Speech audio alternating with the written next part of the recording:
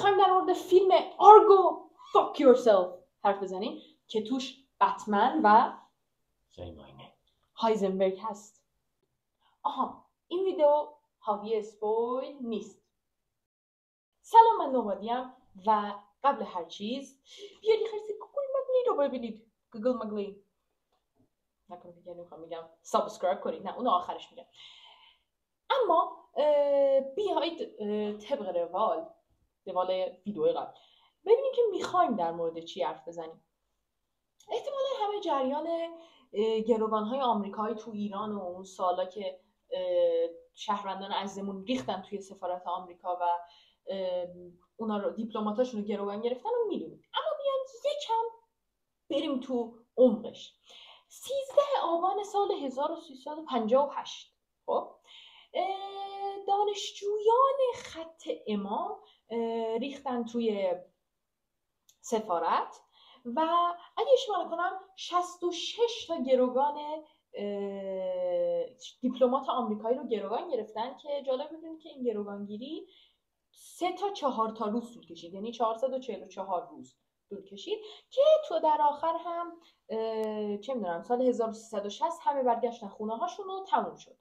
اما ما اصلا کار نداریم با اون 60 تا گروگان دیگه. خب ما فقط با 6 تاشون کار داریم و اینطوری بودن که این جریان این که اون 6 تا چجوری فرار کردن. حالا میدونین چجوری؟ برید فیلمو ببینید. ویدیو تموم شد. حالا که فیلمو دیدید و برگشتید یا اگه قبلا دیده بودید باید در مورد خلاصه فیلمی صحبت میکنم. البته همونطوری گفتم بن افلک و برایان کرانستون توی این فیلم بازی کردن که در واقع نقشه آمریکایی ها برای نجات 6 تا گروگان رو نشون میده. حالا نقشه آمریکایی ها چیه؟ دلیل اینکه شما پای ویدیو نشستید، دلیل اینکه من اینجا دارم حرف میزنم، دلیل به وجود اومدن چنل کلا فیلم. اونا میخوان به بهانه ساختن یه فیلم به نام آرگو که اسم خود فیلم هم هست اما اینجا فرق میکنه برن و این گروگان ها رو نجات بدن.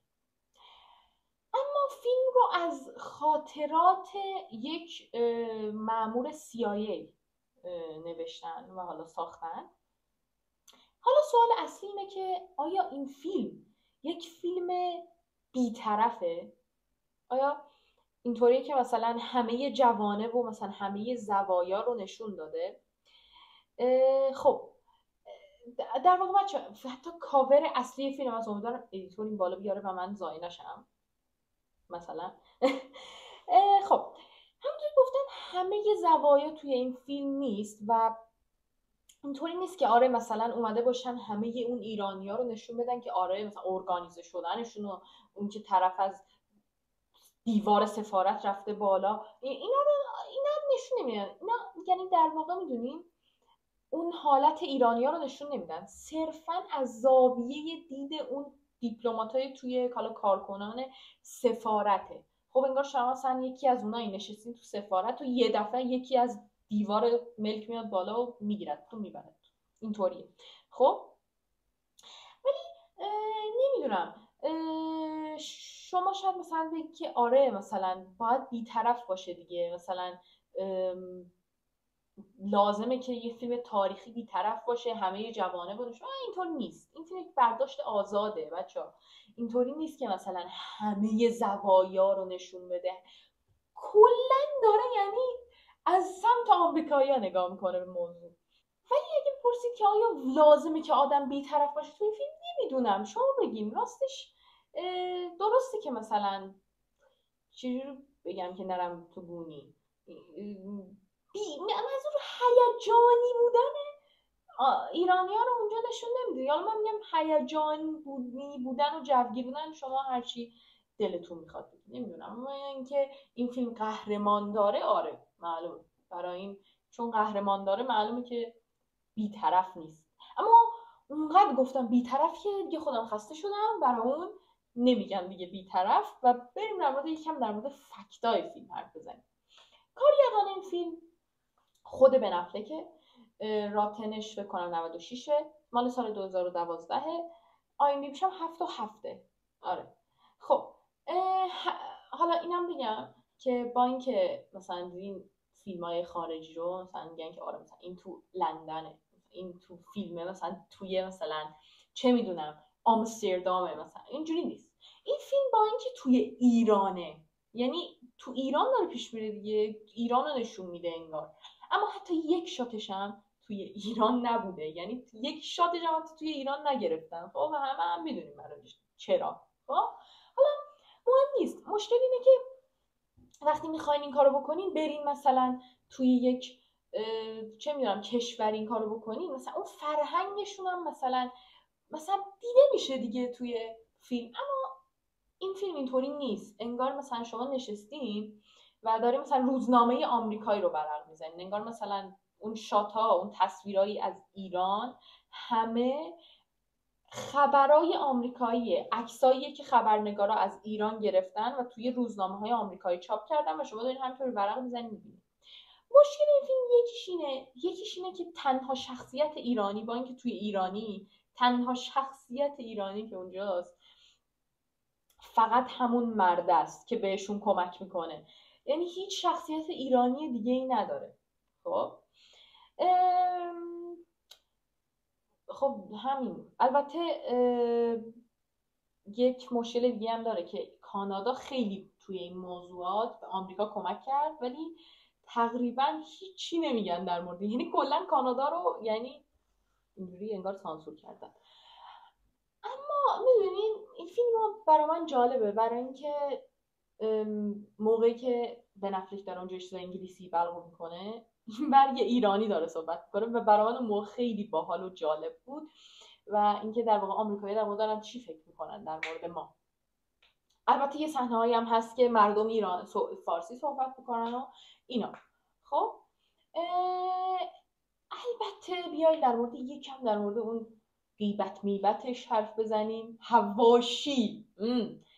حواشی دور، جواب ایرانیا به این فیلم چی بوده که مثلا آره اومدن مثلا اینقدر یکم فیلم افراطیه باید قبول کنم، اما حواشی دورش باحاله. مثلا اینکه ایرانیا گفتن که کی گفته اینطوریه، اصلا ما مثلا اون خیلی هم خوب بوده چیزشون اینا، جوابشون باحاله. مثلا اینکه یک سکانس غیر واقعی داره توی فیلم، اونم اینه که رفتن فرودگاه و داشتن میرفتن دیگه، اونجا مامورای امنیتی اینجوری اومدن هواپیما رو نگهدار نمیدونم اینا، اون چیزا نبوده، در واقع میخواستن دراماتیزش بکنن. در مورد دراماتیزه شدن یه ذره حرف بزنم. همه میدونین وقتی میرین سینما انتظار دارین که یه فیلمی ببینین که اتفاقات زیادی داره، درسته؟ مثلا هیجان انگیز باشه براتون، یه خطی نباشه. برای همینه فیلم سازا میان چیزای واقعی رو دراماتیزه میکنن. این فیلم از اوناست بچه‌ها. اینطوری نیست که یک سند تاریخی این فیلم، این سند تاریخی نیست. خب صرفا همونطوری گفتم این برداشت آزاده. اما میدونین چرا اینطوریه؟ چون که زندگی واقعی اینقدر چیز نیست دیگه، اینقدر هیجان انگیز نیست که مثلا تو بری مثلا تو سینما در مورد یک اثر هنری خیلی واقعی که کلا بسنده کرده به فقط به واقعیت و هیجان انگیز باشه. خب صرفا فیلم خوبی در نمیاد ازش، چون که هیجان نداره که، چون که زندگی واقعیه دیگه، هیجانی توش نیست که. این فیلم هم همینطوریه، ولی نمیدونم دیگه، فیلم باحالی بود، من برای اون گفتم. یه سوال دیگه هم که شاید ذهنتون رو درگیر کرده باشه اینه که آیا آمریکایی ها این فیلم رو برای قدرت نمایی ساختن؟ 100% اینطوریه، یعنی قطعا و اصلا برای همین ساختنش. یه دونه گزارشی بود که میگفت که ایرانی هم میخوان در مقابل این فیلم یه فیلم دیگه بسازن که واقعی باشه، مثلا که دانشجویان راه امام، خط امام، هرچی، بعد اینکه اونا رو گروگان گرفتن اینطوری بودن که مثلا گفته که انگار مثلا دارن توی همون چیز سفارت، حیات مثلا سفارت، زندگی شاعرانه‌ای دارن اون 52 تا چیز. اینا جوابای بین اون حواشی و غیبت اینا بود، اما مهم نیست. اما نتیجه گیری امروز، یادم یه کتابی خونده بودم که زندانیا از کلا شرایط زندان، غذاش بیشتر و آبش، حالا هر ناراضی بودن و باهاش مشکل داشتن و اینطوری بودن که بیاین اینجا رو داغون کنیم، اصلا این چه وضع زندگیه، مگه اینجوری میشه زندگی کرد، چه فایده داره. اینا داشتن حرف میزنن که بزنن داغون کنن تانکر آبشونو و یکیشون که در واقع یه جورایی رهبر این اعتصاب بود پا شد و گفت که اگه ما این کارو بکنیم ممکنه که بهانه بدیم دست رئیس زندان تا خشونت رو وارد بازی بکنه. منظورم اینه که آدم باید کلا کارا رو مسالمت آمیز انجام بده، البته اگه طرف مقابلتون بدونه که مسالمت آمیز چیه و اصلا داری این کارو مسالمت آمیز انجام میدی یا نه. این هم نتیجه امروز بود. شما هم اگه از محتوای ویدیو خوشتون اومده لایک و ساب یادتون نره، زنگوله هم بزنین رو حال. خدافظ. اون go fuck yourself رو نمیگفتی پس. YouTube please don't delete this video. بزن حالا شاید پوشتم بود. ببین نوشتم که خب ببین نوشتم یه فیلم آمریکایی در مورد ایران که توش بتمن و اینجوری میکنم تو میگی say my name بعد میگن هایزنبرگ، خب چون توش بران کرانستون هست نشه میگم فهمیدی say my name باید بگی say my name نه مثل آدم بگو say my name باید بشینی اول